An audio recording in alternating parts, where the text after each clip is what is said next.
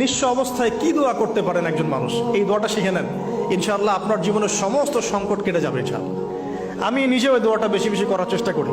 দোয়াটা হচ্ছে, মুসা আলাইহিস সালাম একটা গাছের নিচে হেলান দিয়ে বসলেন, বসে দেখলেন দুইজন মেয়ে দাঁড়িয়ে আছে দূরে, পানি নিতে পারছে না, লোকজন পানি নিয়ে যাচ্ছে, ওরা দাঁড়িয়ে আছে বেচারি। মুসা আলাইহিস সালাম গিয়ে বললেন, কি সমস্যা আপনাদের? এটা নিয়ে আপনারা আবার মেয়েদের সাথে কথা বলার চেষ্টা করেন, ঠিক আছে? তো মাহারাম গায়রা মাহারাম মেনে চলে।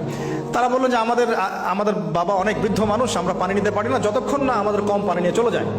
মুসা আলাইহিস সালাম তো একটু বললাম না, ফিজিক্যালি খুব স্ট্রং ছিলেন, থাকে না বডি বিল্ডার, সামনে গিয়ে কথা বলে সরো পানি নিতে দাও, তখন মানুষ একটু মূল্যায়ন করে না।